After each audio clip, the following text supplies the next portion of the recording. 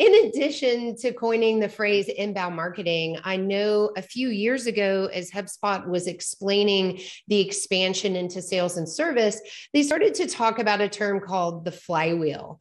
Could you Yes. explain what the flywheel is and how it applies to this platform?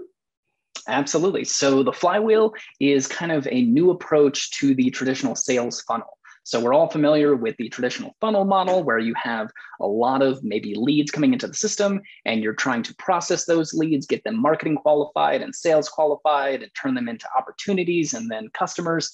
And HubSpot pointed out that that model can be useful, but it's also kind of outdated, and that the way that they think about marketing, sales, and service really is more of a flywheel. So it's a circular model.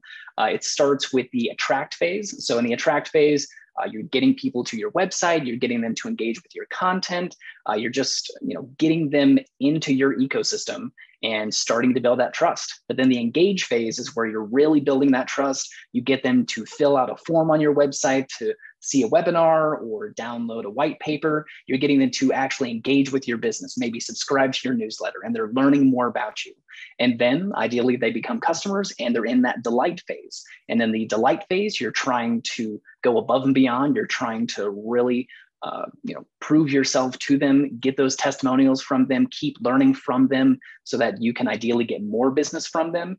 And the reason they kind of show this as a circular model is it kind of goes along with this idea of you want to reduce friction at every point in that process. So every point from the attract, engage, and delight phase, there are opportunities for friction to jump in there and slow down that process or interrupt it altogether.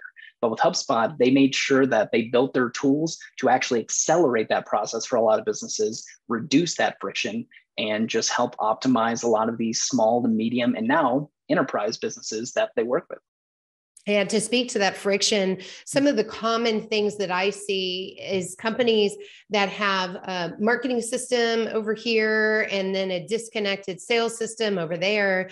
And so when sales picks up a lead that, say, marketing is saying qualified, somehow is passed over to them, they don't have any insight into what activities that person has done, how they've interacted with the company. And so the salesperson is starting over as if the company knows nothing about that person. So you're introducing friction operationally, but as well as not being as effective and intelligent as you could be with that first interaction with a customer.